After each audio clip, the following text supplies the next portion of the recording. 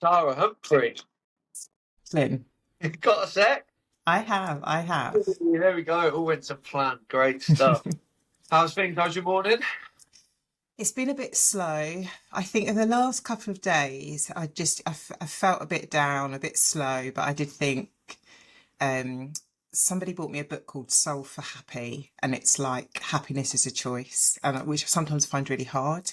But I always think of that, and I think what makes me happy, like I did a little run, I walked to work, speaking to you, so I feel like I said to myself on a down day, I say to myself, today is going to be a surprisingly good day. Something's going to happen, and I'm going to think, oh, cool. So that is a roundabout way of how I'm feeling.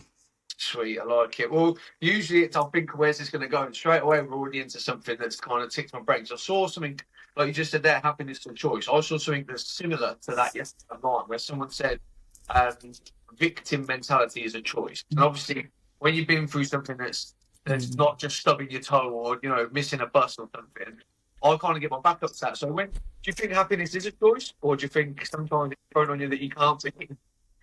I think it's really hard. Yes and no. Sometimes when I'm down, like I'm down, and I don't feel like I am choosing to be down. Sometimes my mind just runs away and it's hard to get back. But I think today I caught it. I was a bit like, I have got things to do today.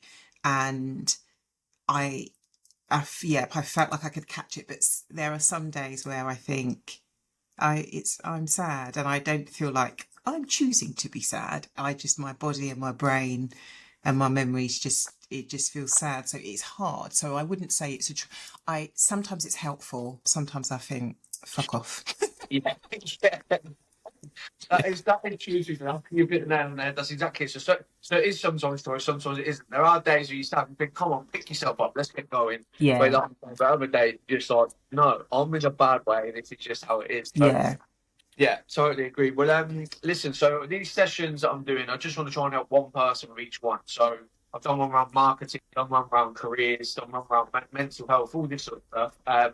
So this one will obviously get onto the topic of kind of trying to navigate life after a big loss. I always start off with a bit more of a fun, silly question. So we'll Mm. start with that.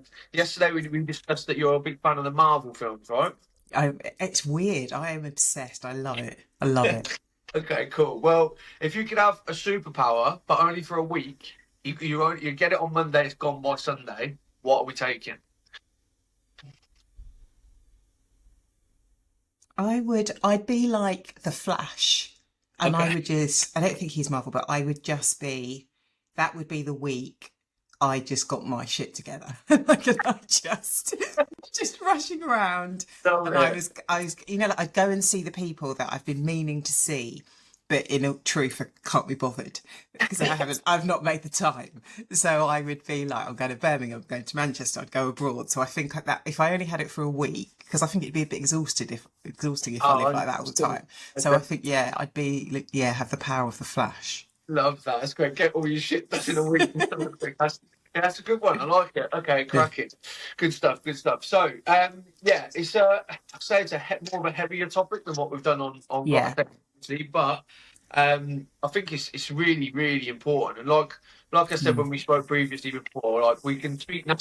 Things you do click record, you kind of do change a tiny bit, but I think we've had the most authentic conversation, real conversation about that I've had with Yeah. anyone really. So yeah, we connected last October, and that was after you'd been through the most unimaginable loss going. So I don't know if you're happy kind of sharing that or Yeah. talking about it. So I've got three children and I'm married to Mark and my youngest daughter Talia in October, the 26th of October, died. She had type 1 diabetes and she had a hypo in the night and she never woke up. Yeah, and that was so it was last October 26th. Yeah. So not even a year gone now. So Mm. yeah, I suppose as I say, trying to help one person at least. So any other parent that's in a similar boat will just want to be seen and heard. I suppose. So Mm. where are you now? Where what does now look like with regards to all this? Where does now look like? I think that I really, when I say like I'm living day to day, and it's not in a bad way, I think from the day that she died, I used to be quite a dreamer and was very like ambitious, and I'm always like conjuring up like things I could do in the business, or just quite an excitable, just loads of plans, and that's just stopped. And so I literally, in a good way and a bad way, I literally just think, what am I doing today? Sometimes I can think, what am I doing for the week? But Yeah. most of it is like I'm do what I'm doing today, and that's quite nice because I am living in the present. But it's I can't look forward to things, even though I have put things in the diary to look forward to, like holidays and things like that. But I enjoy it in the moment, but I just can't look forward to things, which is really strange. Um, Mark and the kids are good, and it's just been amazing because I read lots of things like where, and I think I get it that it's a strain on a couple and a relationship, Yeah. but I really do feel solid. I feel like I know what love is now. Like I thought I knew what it was, Yeah. but now it's like on a different level. So that I feel like very solid and secure in my like immediate family. I've got two daughters. Tia's 18 and Layla's 16, and we're good and close. So that feels good. And just work, I don't know. It's like I'm walking around in my body, but I'm not me. But Yeah. everybody, I look like me and I sound like me and I smile, but I'm not me. I just, it's quite hard to explain. I'm just a different person, but I can't explain. A piece of me is missing, and it is hard to. I do feel that. Yeah.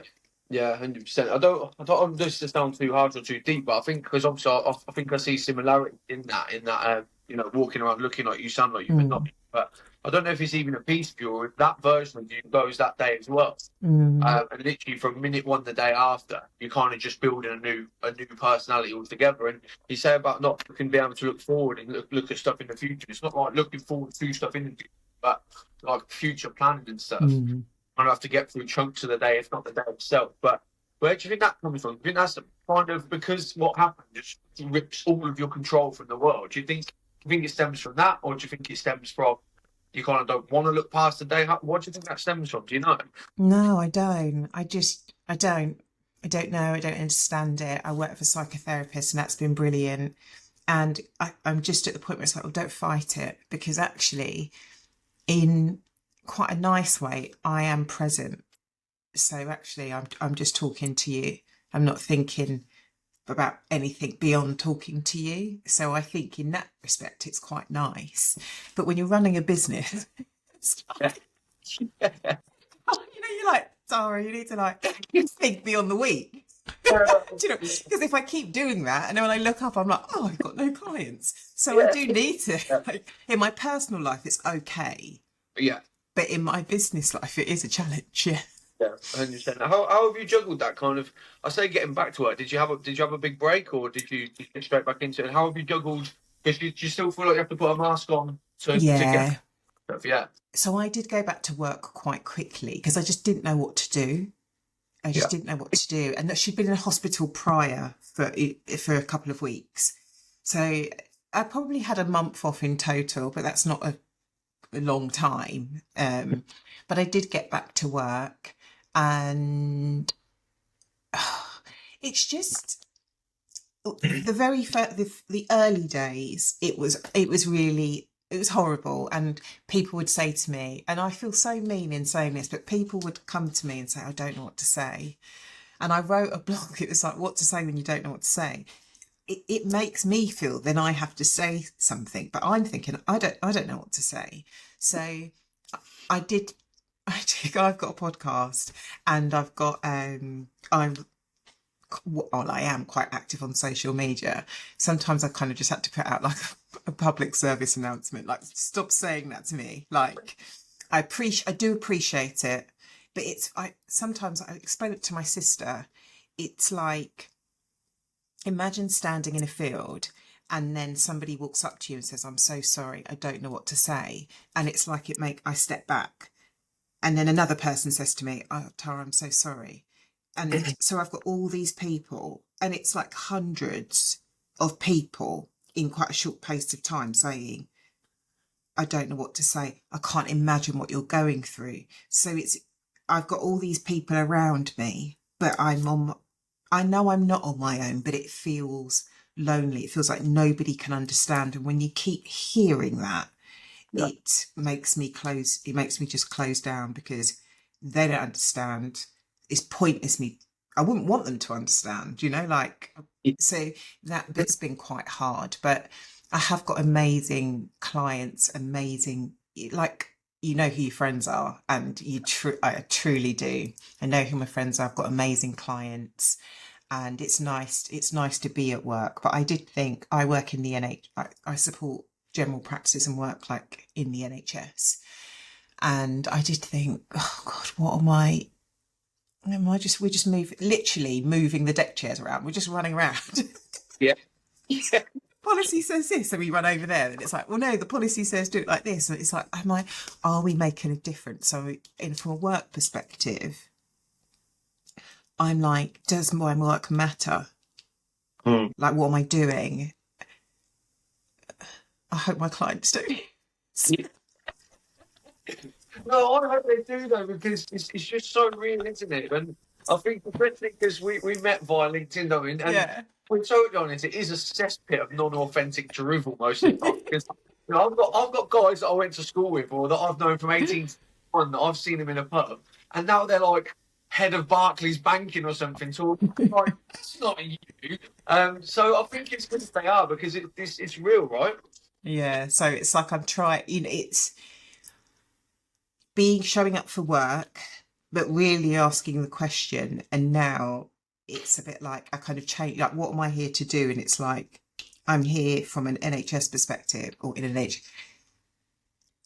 I'm here to help you because you want to change, because you want your organisation to change, not because of what the policy says. Because if you keep chasing the policy, do you know what I mean? It's just like, it's soul destroying. You have to do it we're all about the patients. It's a bit like, okay, regardless of what the policy says, we need to organise ourselves the best way that we can to support our patients, and that's what matters. So that feels good. It makes me feel like, only hire me if that's what you really think. Don't hire me because you think you have to change and you don't want to, and you Yeah. think it's my job to like pull you along. It's Yeah. like, no, like, so Do it for the that right feels, reason. I'm kind of refining my purpose at work, and hopefully that attracts the right clients to me. But sometimes I think I made the mistake the other day where somebody reached out to me for an opportunity, and I think, oh, they're only being nice to me because they knew my daughter died.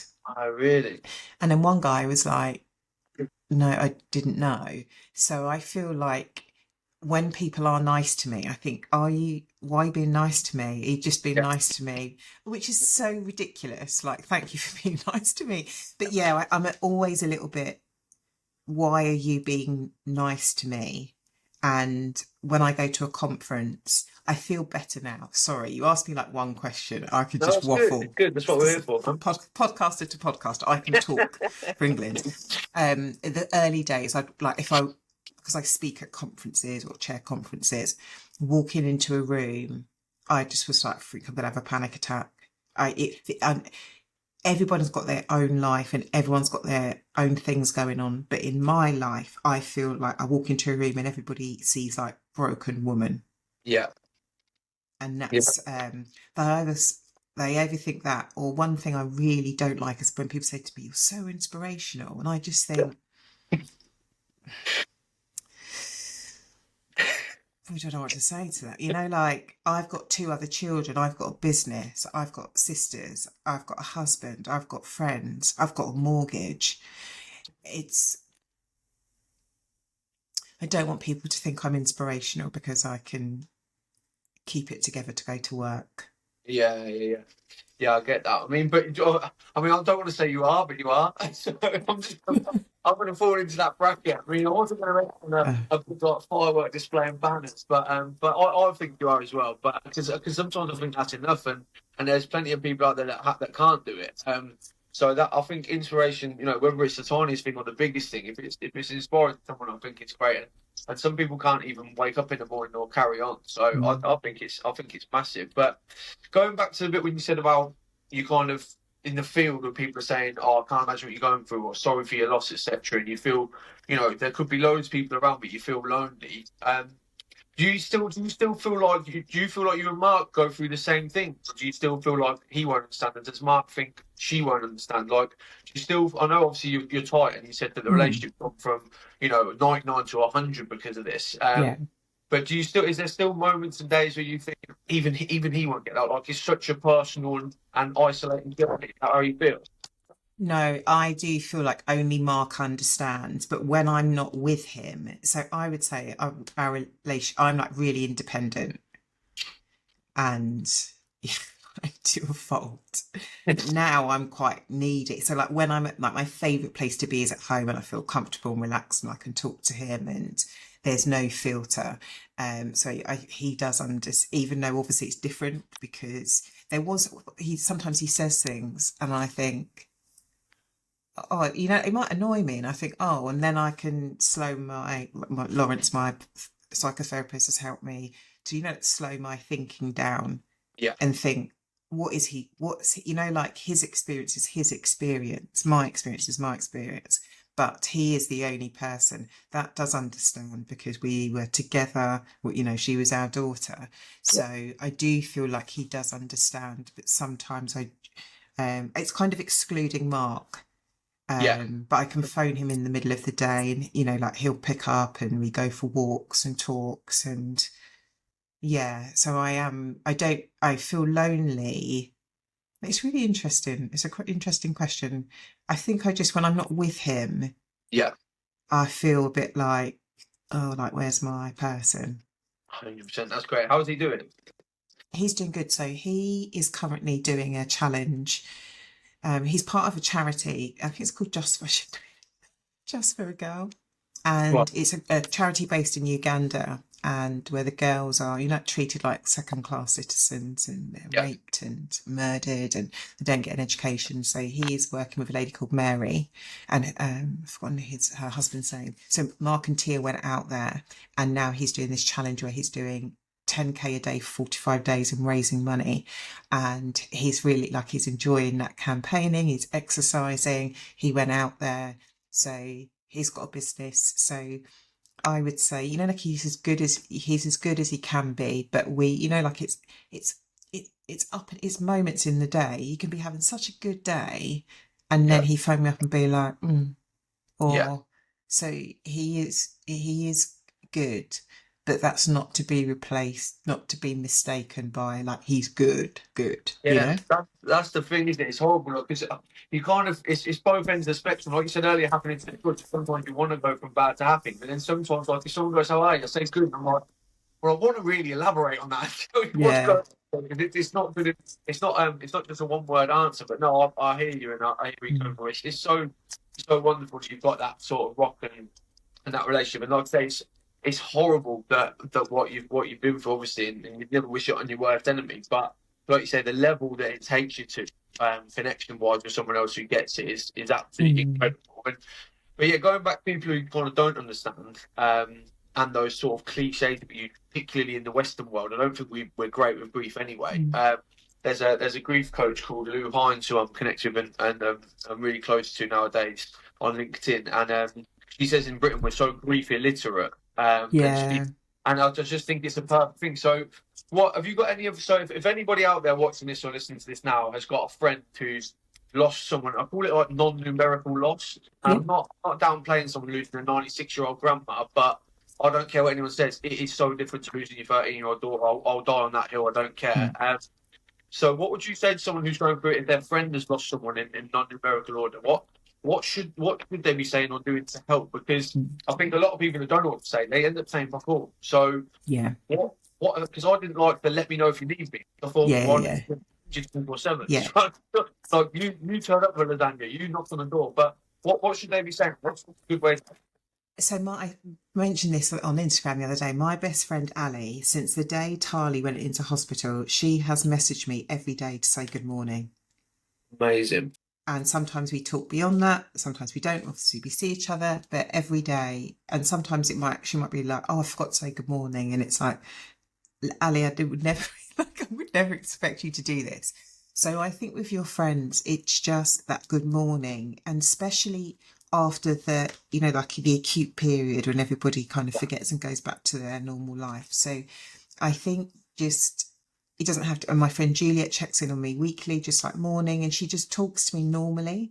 Like she'll tell me what's going on with her, and I quite like that.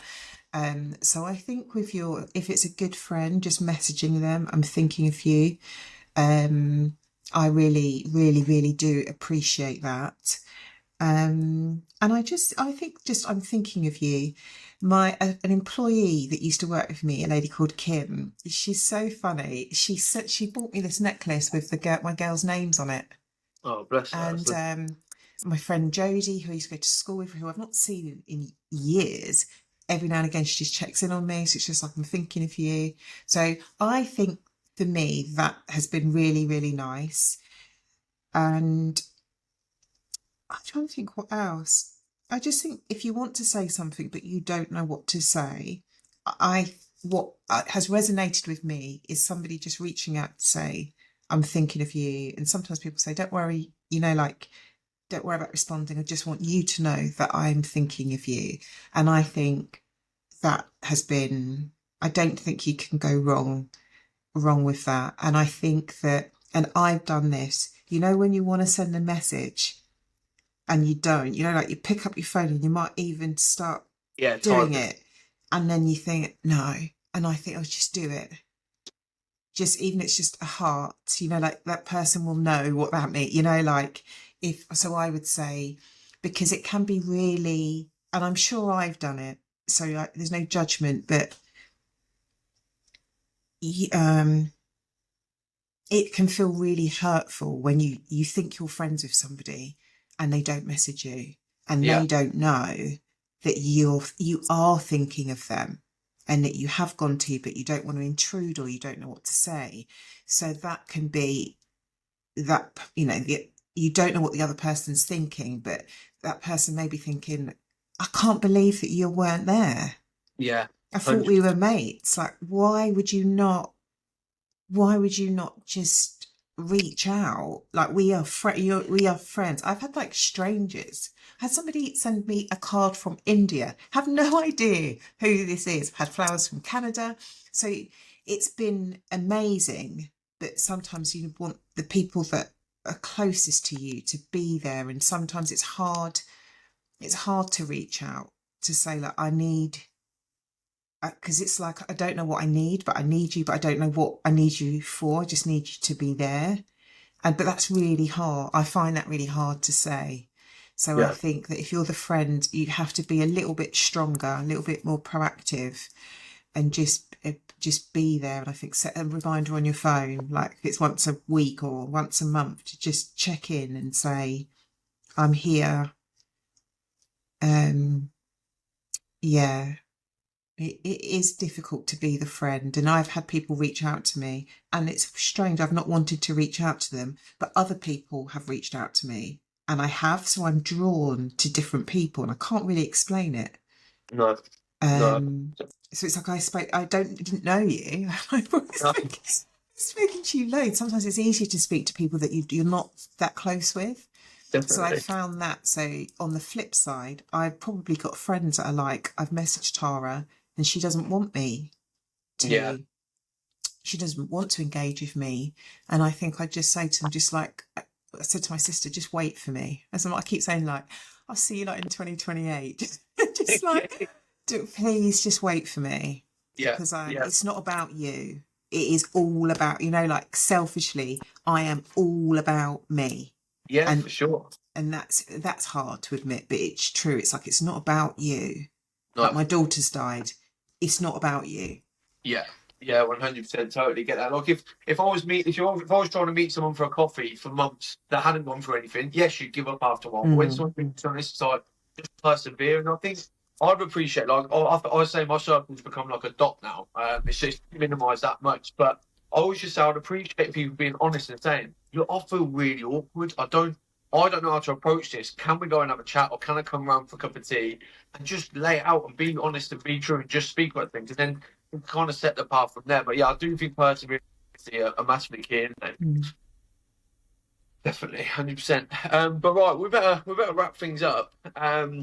We'll put a song on the playlist at the minute, but yeah, I just want to thank you, because it's not. I say it's not easy to talk about. It's not, but I think you become so bulletproof, don't you, after a little while, and to quite a lot. So I just want to thank you for coming on, being so honest. And yeah, just see if you got any message to, like, finally, before we do the song, any message to sort of parents that are going through a similar thing, really. I just think you just know that I'm just sending you the biggest hug, and I just think you just take it day by day and cherish what you do have. And our kids are our kids forever and ever and ever and ever. But yeah, on the shit days, think I get it. I get it. Well, thank you. Well, I'm not going to say you're an inspiration, because otherwise you'll kick my ass. But I hope someone does listen to this, and I hope someone takes something from it, because it will help. So I'll say you're a help, you're a support rather than inspiration. But yeah, just thank you. I've loved that we've met. I hate the reason why, but I love the fact that we've met. Thank you. And yeah, and thank you. I'd want to thank you. I'm going to cry. Thank you.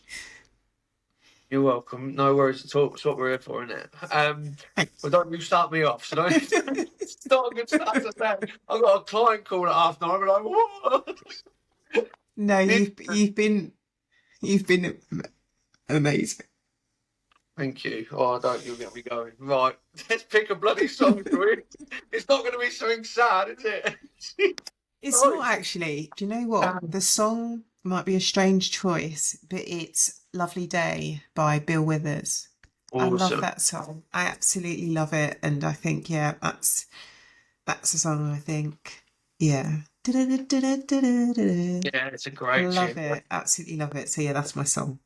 Awesome. That goes straight on. It'll fit in perfect. We've got some wicked ones on there so far. But yeah, I know I'll speak to you probably later today, and then in the future. But you know where I am if you need me. But thank you so much. Thank you. Legend. Catch you soon. See you later. Bye.